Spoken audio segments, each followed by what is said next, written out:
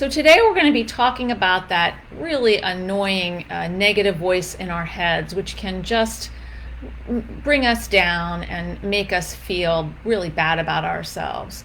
And because we're going to be talking a little bit about mindfulness, I have a downloadable to share with you here. So check it out. It's mindfulness strategies, and I think hopefully you'll really like it. And if you can share that, that would be great. So have you ever noticed how people with ADHD, regardless of their age, remember the negative things that people say about them more than the positive ones? And while all human beings are wired for the negativity bias, the minds of people with ADHD seem particularly vulnerable to holding on to what is bad about them. Most likely, this pattern developed over many years of criticism for not remembering things, for not doing things properly, for not being able to control yourself, for missing cues, for not hearing things, etc., etc. I'm curious if you could put in the chat what are some of the types of feedback you've heard that are negative criticisms. I would really love to hear that. I'm also not seeing, okay, the comments are there, yeah. Sorry, little distractedness there. Anyway, so if you could share in the chat a little bit about what are some of the ways that you've heard negative comments, or what are some of the negative comments that you've heard. That would be, I think, a great way for us to kick off our summer series. Again, here we are again in July. Now, our ancestors needed the ability to learn and remember lessons from bad experiences for survival. And today, we still need to learn from challenges to get by and tolerate disappointment and survive, but it's not, the stakes aren't usually as high. And so what happens is we hear these negative comments about ourselves and we internalize them and we start to tell them to ourselves as if it's the truth. So some of the comments I'm seeing here are: the fact that I am hard on myself is criticized. Why don't you ever pay attention? Just quit teaching. You don't have a job yet. Not understanding why I would throw it away. Chad says staring when I'm thinking. Craig says forgetting or not listening. So there are lots of little ways in which we hear negative comments about how we're living and what we're doing that have actually been very hurtful to us over the period of time that we've grown up and that we're living today in the world. All right, so here's what I'd like to talk a little bit about, which is the role of internal speech. So, we all have an internal monologue, and it's that little voice in your head. And this little voice in your head can be a precursor to action, speaking or doing, and it can also be a reflection of sort of a thwarted action. For example, the message is there, but the motor commands are stopped after the message has been issued because you realize that's not the thing that you want to be doing, or maybe that's not the best choice. Now, a lot of the work on this internal speech comes from the work of a psychologist named Lev Vygotsky. He was a Russian psychologist, and he determined that the most fundamental function of what we call internal speech is self-regulation. So those of us with ADHD understand that self-regulation, if it's fundamentally linked to this internal speech, is very complicated. So sometimes internal speech can be seen as what we call sub-vocalizing. You're mumbling or you're talking to yourself along the way. How many of you, if you want to just say yes or no, how many of you talk to yourselves to talk through things as you're doing them? I know I do that sometimes. And we'll see kids do this, of course, too. And so internal monologues are related to a key aspect of verbal working memory. And we know that working memory is a cornerstone of the executive functioning skills and often a challenge for people with ADHD. What we do in terms of working memory, the way it works is that we repeat things so that we can manipulate them, store them, and organize all kinds of information that whatever our working memory holds and does an operation on can then be transferred down the memory lane into longer term memory. Internal speech is also affected by inhibition or lack thereof. You may have a thought or an idea, but you may then you may speak to yourself to prevent yourself from doing actions that might not be the most effective choice.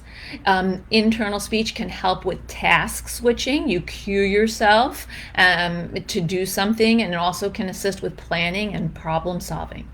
When we're stressed, internal speech is often experienced as overwhelming, distracting, and negative. So let's look at some of the comments here. I'd like to hear what people are saying here. All right. Okay. I'm slow at learning. My teacher at school said that all the time. That doesn't sound very kind for a teacher. For myself and my ADHD teen daughter, it's mostly beginning self-talk and comparison. Michelle, you're paying as much attention to that book as a crisp packet. Don't understand that. Alexandria, always thinking about what I could have said in a situation. Yes, so many of us struggle with that, particularly if you have a little bit of social anxiety, or you're in a situation and you're not sure exactly how to respond, but you think of the perfect thing after the situation. Does that happen to you? Happens to me for sure. Jason says, I'm the one delivering the negative comments. I'm trying to be more aware of this when talking to my 15-year-old. Good for you for noticing it and learning as well. Math challenges, same to two teens with ADHD, and you have it as well. Tara says yes. Mirka says yes. Mitzi says yes. Tara says yes. Christine says so much criticism. Oops, hello. So much criticism related to being productive when I don't have to be somewhere like work. Much of it coming from my non-ADHD spouse. That is hard. That is very difficult. And now, when we look at internal speech and self-regulation, we know that internal speech is most helpful when it resembles like a typical structured conversation. Now, Professor Vygotsky theorized that most young children internalize patterns of conversations that they have learned at home or at daycare or at preschool, conversations that have helped them inhibit behavior or exert behavior, exercise emotional control or speak freely or act freely, direct their attention to what's going on around them or what's about to happen.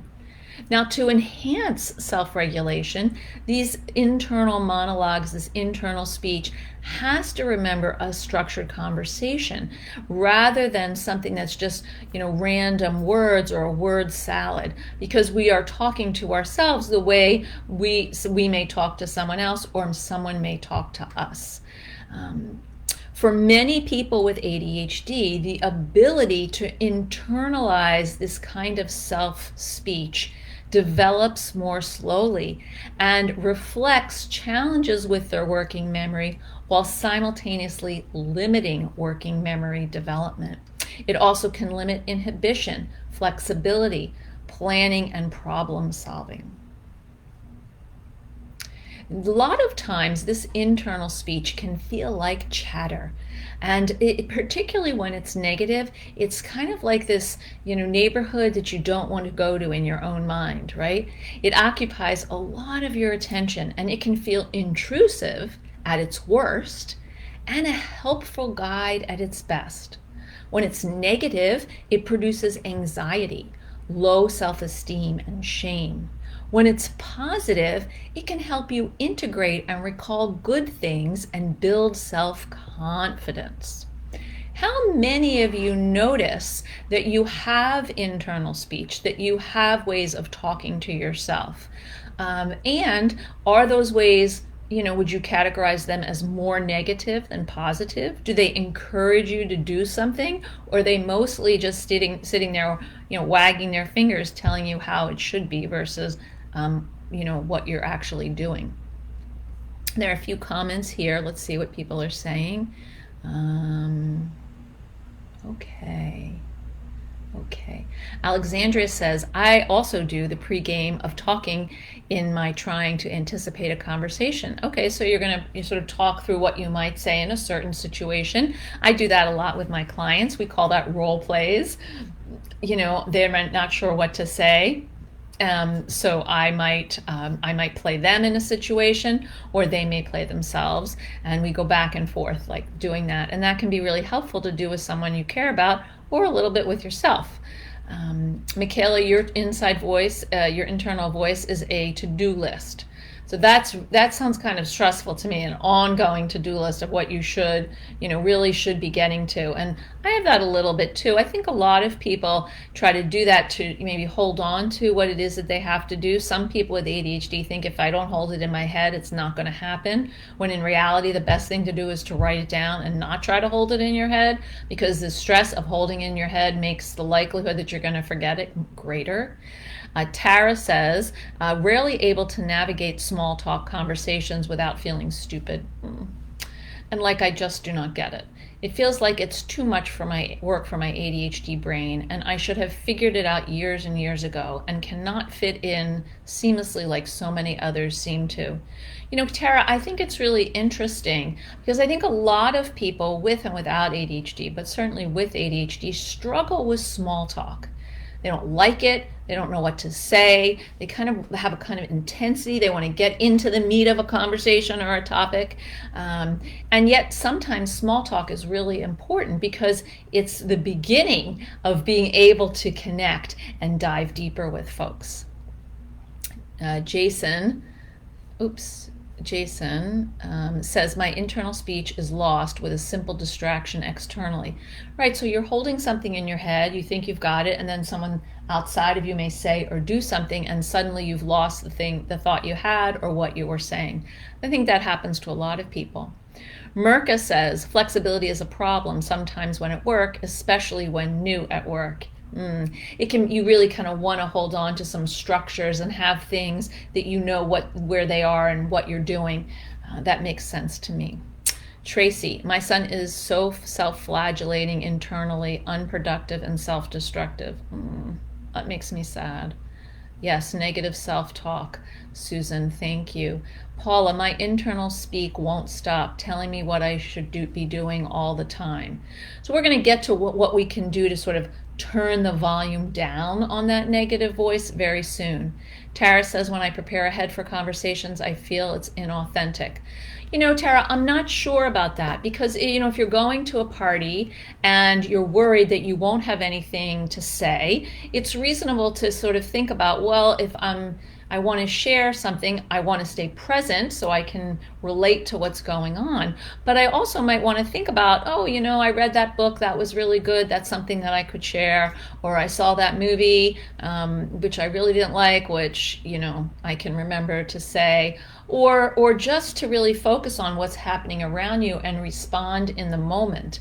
And that really is the optimal situation, particularly for people who struggle with social anxiety, because what happens is you end up in your head, you end up thinking about what other people are thinking about you, and then you can't be present. So we really want to try to be present. And the mindfulness handout that I gave you is something that I think will really help you with that. And I'm just putting that up again. Alexandria, I'm bad at small talk. It sounds like we might need to have a Facebook Live about small talk.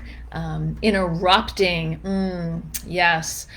Tara, yeah, I agree. Small talk is very important to build connections, right? So you start off small and then you kind of can unpack to something a little deeper. Can't relax, always have things I need to be doing. That's true for a lot of people with ADHD. Jason, I go back and forth with self-confidence and self-doubt in my internal speech. I want to start a nonprofit with mental health and substance abuse. I have confidence, and then the self-doubt comes back into play. So that self-doubt is a part of you that's trying to protect you from the pain of failure or disappointment. And really what we want to do is comfort it in a way and say, it's okay, you know what, I've got it. And if it doesn't work out, we'll figure out the next thing. Rather than try to, push it to the side, because the more that you try to push that negative voice to the side, it more comes back with its fists up fighting. I end up oversharing without practicing and preparing in advance. And oversharing is something that we see a lot for people with ADHD. And I know this is something that I do. And, it's like it'll come out of my mouth and I'll think, oh, why did I say that? That was too much, right? It was not the right thing to do. This is what I tell myself, right? So even, I think that it's important to remember that lots of people do it. And sometimes we overshare because we're nervous. That happens to me. Sometimes I overshare because I'm excited. That happens to me. Sometimes I overshare because I'm trying to connect. And I think if I say more, it'll foster the connection when in actuality, it's actually pulling someone away. So, oversharing is something that, we can monitor by looking at how people are responding to what we're saying. What is their facial reaction? And also noticing how much airtime we've been taking up. Michaela, small talk is not my problem. My problem is the rush of revealing gossip or secrets. Oh, that's very interesting, Michaela. So you're someone who does not keep secrets.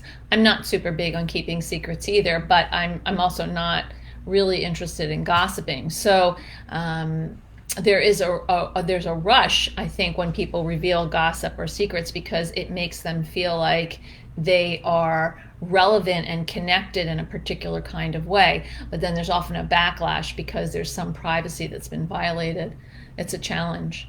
Craig says, sometimes I get defensive with others when I'm tired of my own criticism, of course. So many people today need to learn how to retain lessons from good experiences so that the voice in our head is not just one of like walking around a dangerous neighborhood, but is actually one of being in a beautiful park where the sun is shining and maybe you sit on a swing or you're at a picnic table with some friends having a lovely meal. So this type of these lessons from good experiences, things that are going well, are important because this positive reinforcement helps us grow, learn new skills, and be self-confident. All important contributors to living a fulfilling life. If you find that your negative thinking is getting in the way of a more positive outlook, I want to tell you that change is possible. So let me share some approaches that can help adults with ADHD overcome negative thinking and lead to a more rewarding and productive life. So the first thing we want to do is to focus on positive experiences, beneficial situations, exchanges, activities that not only serve as the foundation for self-esteem and self-management, but also nourish our inner strengths. So in order for the good moments to outmaneuver the negativity bias that's natural in our brain, that the things that really flags situations that are might be threatening to us, or something that we've done that didn't pan out, this negativity to survive in the jungle, right? In order for these good moments to outmaneuver the negativity bias, they have to be installed in the brain's neural structures. And this process requires them held in the working memory long enough to be transferred down the memory line to long-term memory. Many folks with ADHD, by definition, struggle with working memory challenges. So this transfer often doesn't occur as frequently as we would like, if at all. So the key is to focus on positive thoughts and experiences more frequently, to write them down, to not be afraid of having a post-it that says, oh my goodness, my boss loved my report, and just write a post-it. Instead of having my friend Brendan Mahan, who's a neurodivergent ADHD coach and expert, he talks about something called the wall of awful. I like to talk about the wall of good things. So what are some positive things that have happened? You can have a bulletin board of post-its of things that you feel good about.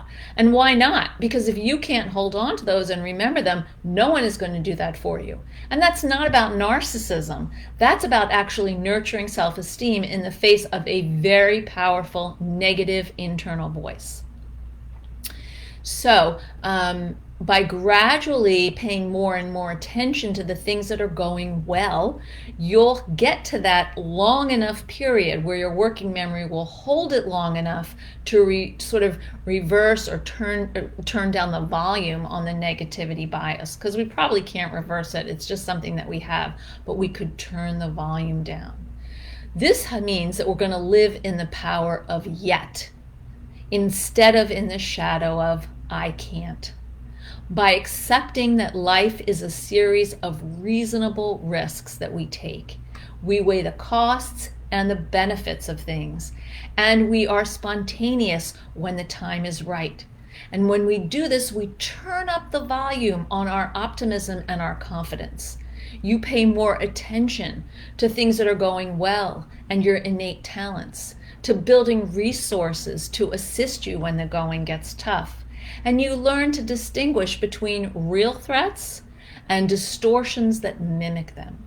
So how are we going to lower the noise of this internal chatter, this negativity, this fear that we have to really pay attention to all of the things that could happen, the bad things that could happen, instead of actually shifting our attention more to the positive outcomes, things that have gone well?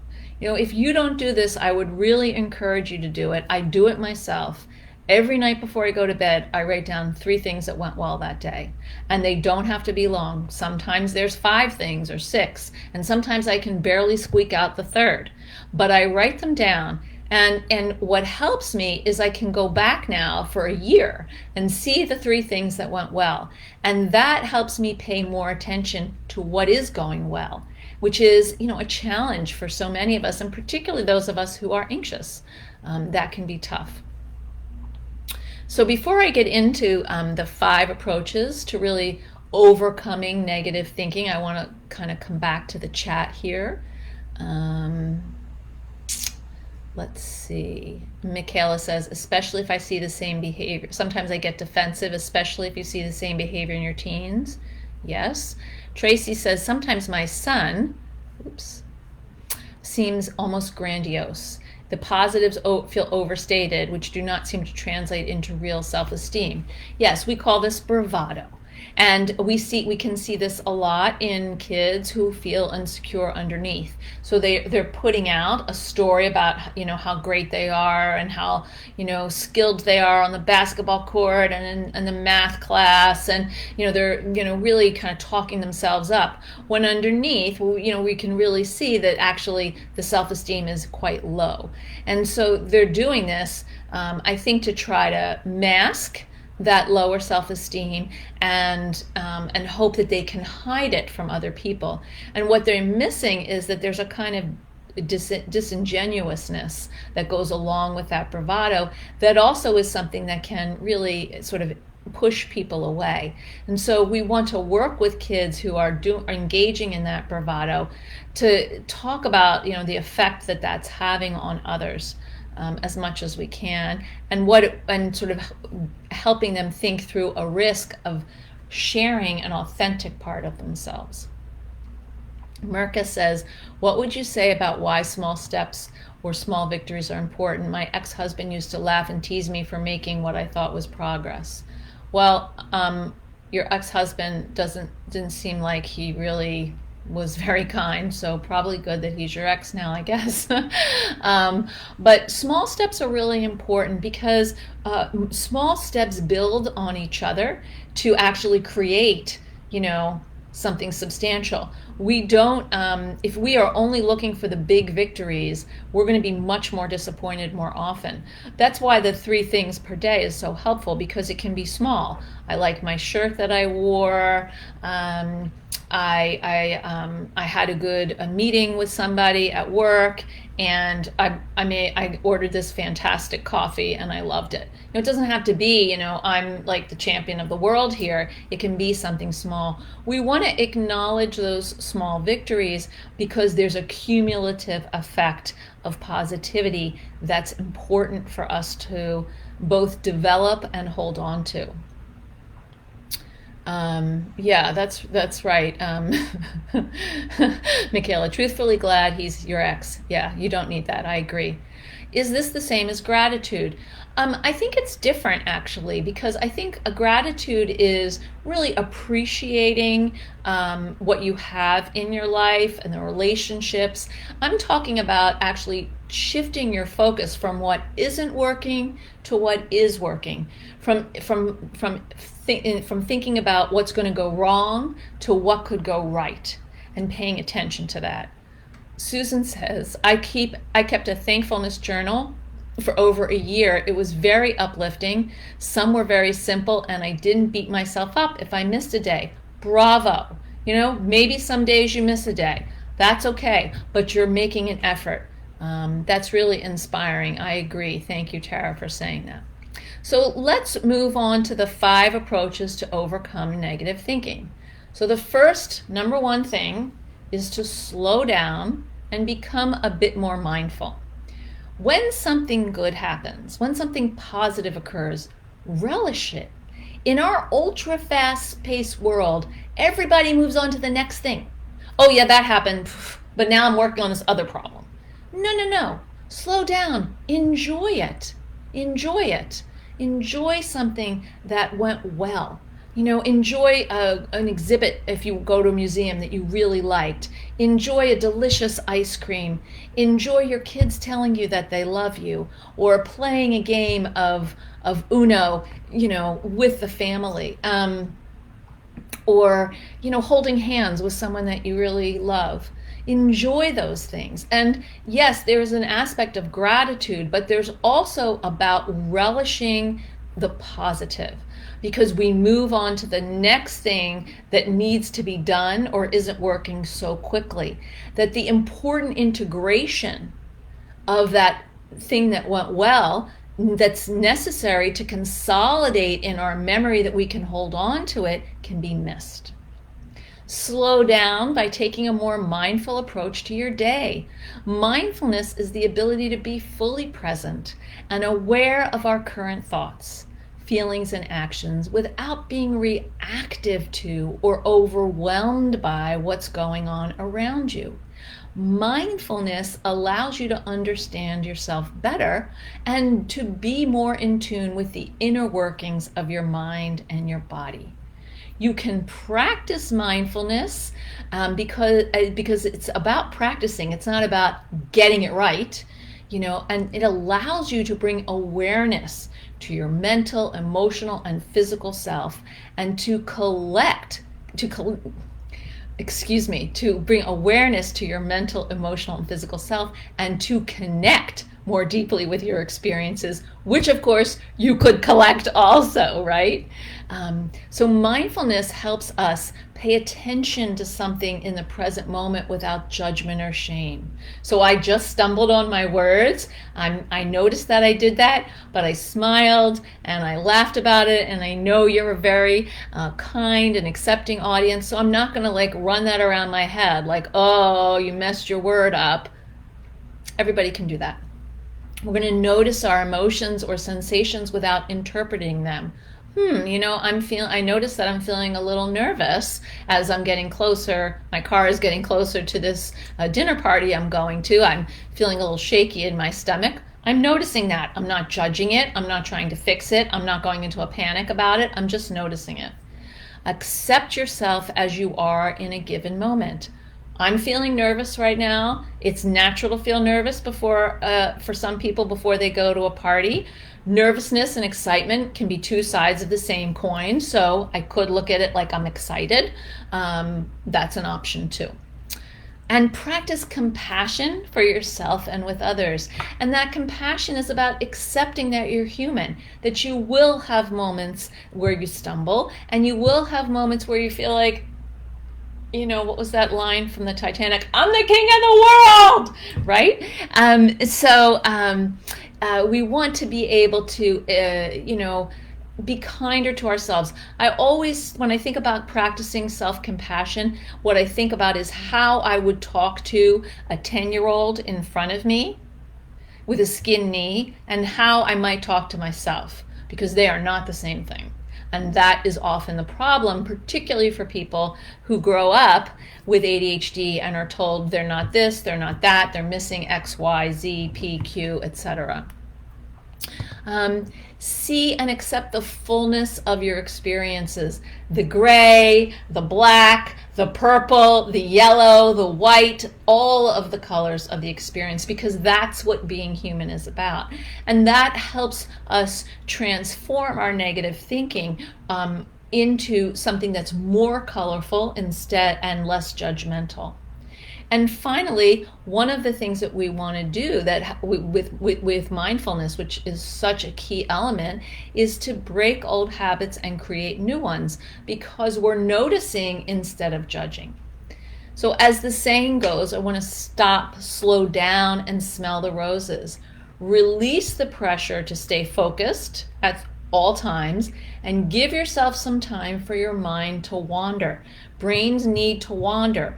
If you've ever noticed when you're working on something like a project, and then suddenly you gotta go take a shower because you're going to meet your mother for dinner, or you have to get to a meeting and you have to drive, that there's still churning that's going on in your brain. So we want to make sure that we allow ourselves to wander, and some of that wandering is relishing something that went well. So take time to notice when something feels good and reflect on that experience. Maybe you enjoyed your favorite lunch in the park. Maybe a coworker complimented you on a job well done. Or maybe you just woke up feeling good that day and you're looking forward to seeing a movie with a friend later. Catch these positive feelings in the moment and savor them. Okay? And that savoring is different than gratitude. Gratitude is, I'm so appreciative that I'm so grateful. I'm really that I had this time with you, going to the movies and hanging out. That's different than actually being in the moment and really appreciating the specialness of it. The second tip is to reflect on the day's highs and lows. Practice doing the highs and lows of the day at dinner with friends or family. If other people aren't around, you can journal, as I talked about before. And by doing this exercise, you can create a safe place to hold both the positive and a more negative occurrence simultaneously, giving them equal weight. And this process helps build, more balance in your neural pathways and what you're paying attention to. And to avoid dwelling on the lows too long, try to think of an actionable way to bounce back from them. And this will help build your resilience and boost confidence. Here are a couple examples. I was too distracted at work today and didn't finish what I promised to do. Tomorrow, I will find a quiet place to focus on my project. Or I feel bad that I forgot to wish my parents happy anniversary. I'll set up a reminder to call them in the morning. I know they'll be happy to hear from me even if it's a day late, right? So we have something that we have this thought, and then we have a counter thought that is an action that can change it.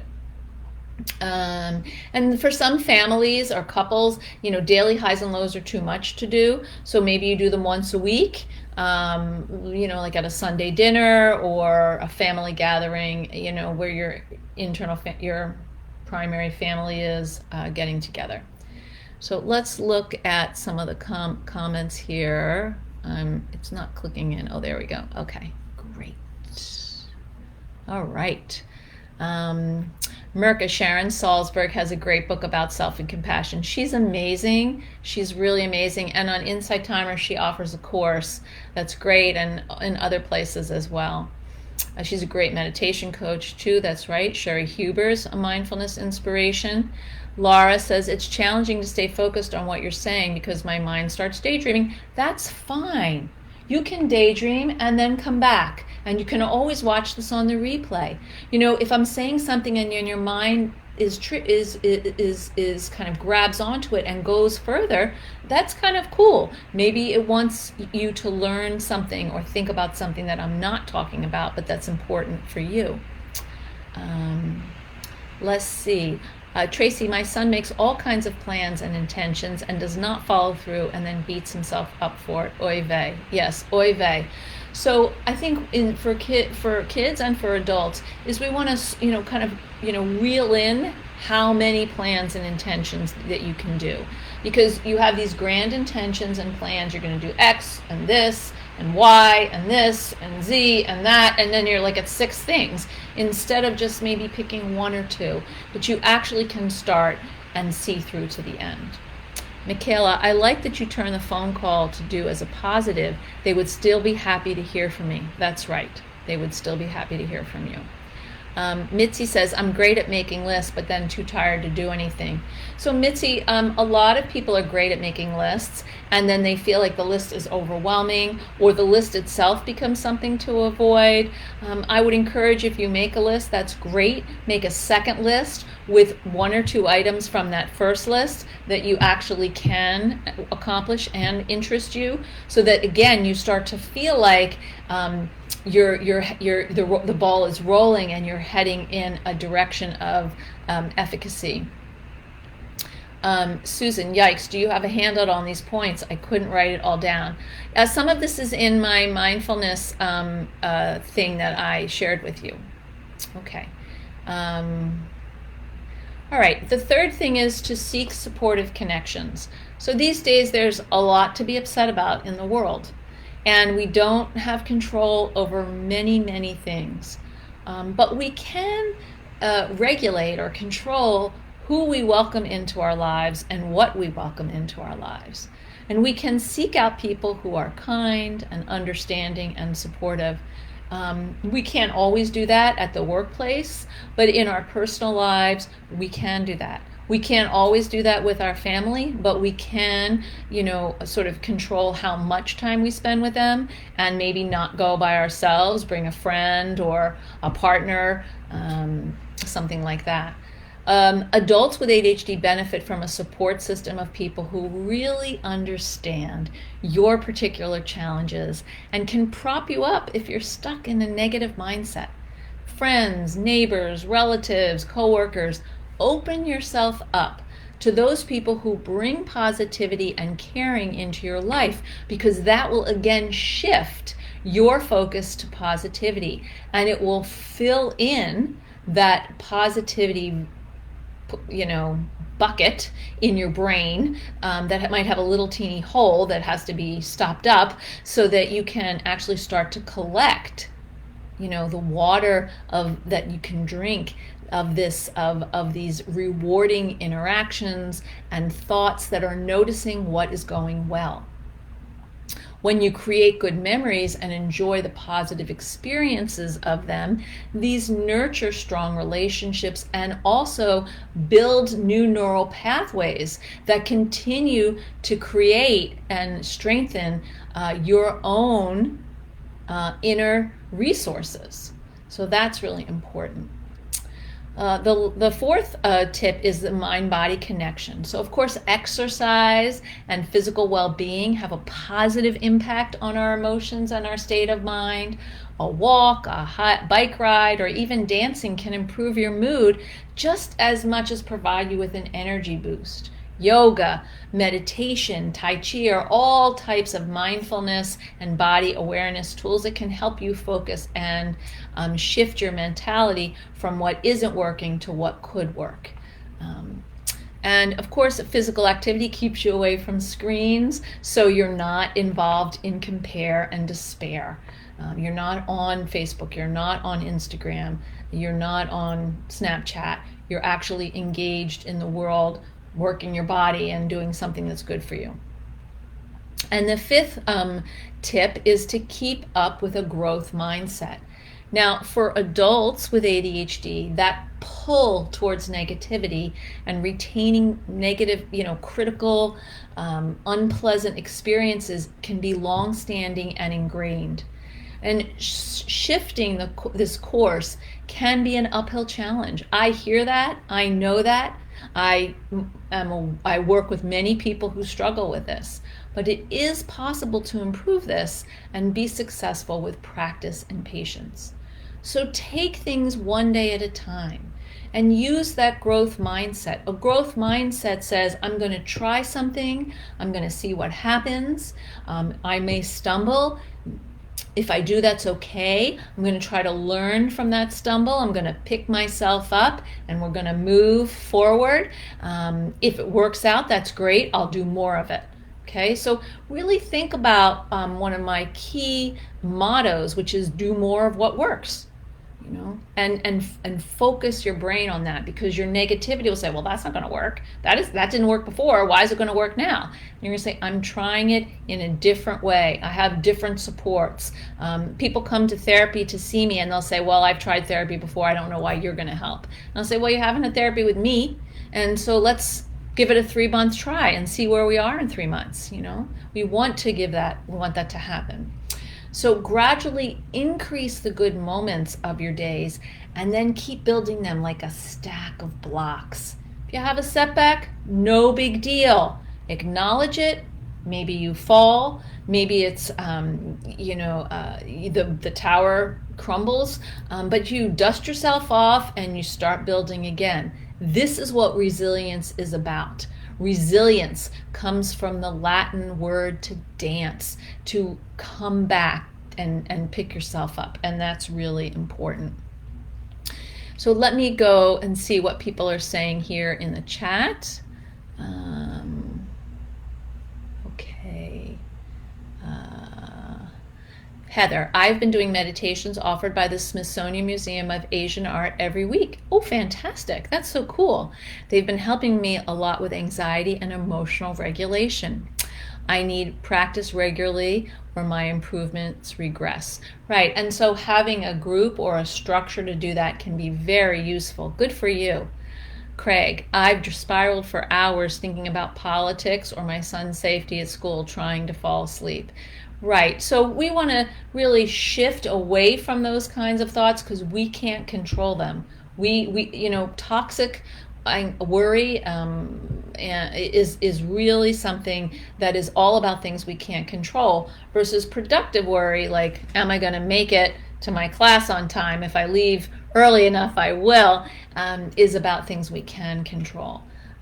So I would encourage you, if you can, not think about politics, or read some fiction or something like that to help you fall asleep, or maybe do some of the meditations on Headspace or Insight Timer. They're great. Tara, I am a very kind, supportive, understanding person. I am trying to set up a local support group for women with ADHD, but I suffer from rejection sensitivity. I have so much to offer and share. I'm forcing myself not to give up. Just diagnosed in May at age 55. Good for you. After my 26-year-old daughter was diagnosed in November. Wow, that's amazing.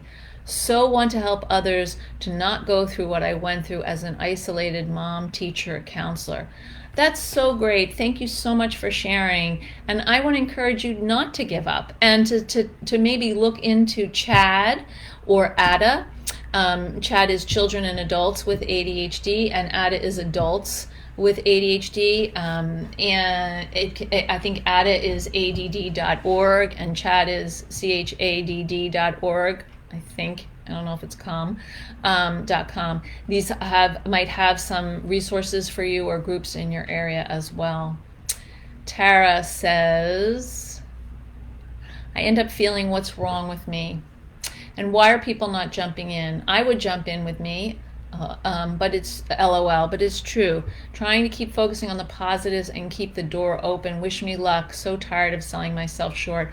Oh, You don't need to sell yourself short anymore. You need to sell yourself long. Michaela, I was 27 and my mom was 47 when diagnosed. Wow. Since then, almost everyone in our family has been diagnosed. This is incredible.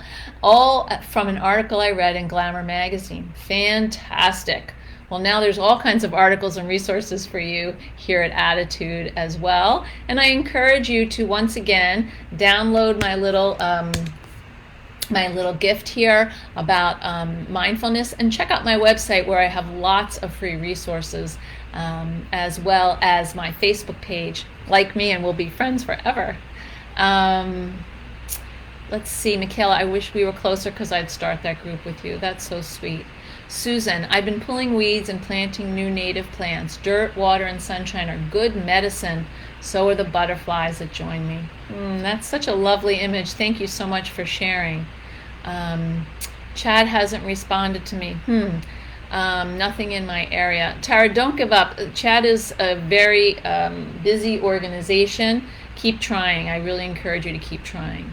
Paula, I need help as a retired person with undiagnosed ADHD, 63 years old. Well, I would encourage you to certainly look at the library, the incredible library of webinars and other resources and articles in attitudemag.com. I'm just such a great fan of theirs. And because people asked, because I was speaking quickly, I'm going to write down, I'm going to put in the chat right now the 5 steps, the 5 approaches to overcoming negative thinking. Okay, so you can have this to use for yourself. Hold on a second. All right, here we go. Oops. Thanks for being patient with me here. Cutting and pasting is not the quickest thing.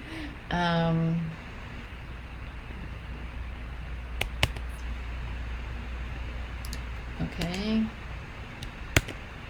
And all right.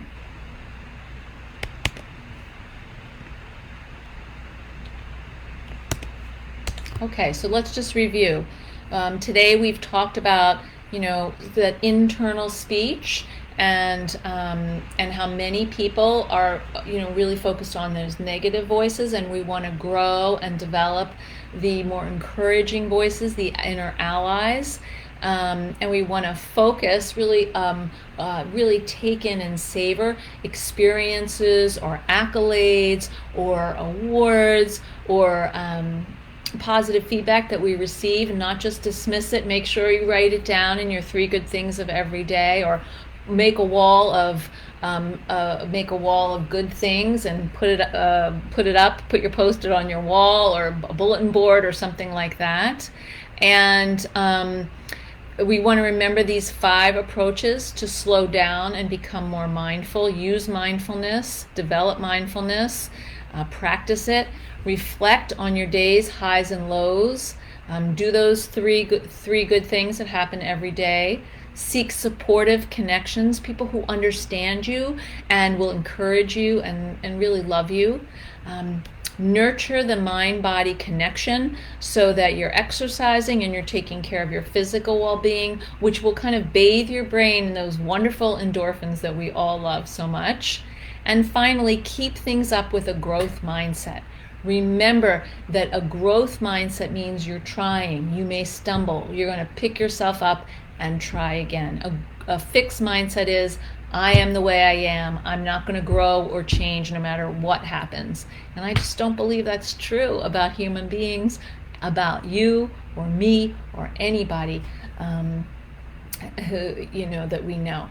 So I hope that this was helpful for you. I'd love to take 1 or 2 more questions. I'll take 1 more question actually, because we've run a bit over. Does anyone have a question they would like to ask before we wrap up? I'll wait a minute to see if there's anything in the comments. The thing that I really want you to really hold on to is this idea of doing more of what works and start building the good today by noticing what is going well. Pay as much attention to what is going well as what isn't working. Pay more attention to what's going well, because that negativity voice does not need any more fuel. It's plenty strong. Thank you so much for joining me. It was really great to be together, and we'll be back in 2 weeks. Take care. It's in 2 weeks. We meet every 2 weeks. We did have a longer break in June because I was away, but we'll be every 2 weeks now for the next several months. So I look forward to seeing you. Have a good weekend, and go out there and start to notice the positive in your life. Thank you. Have a great day.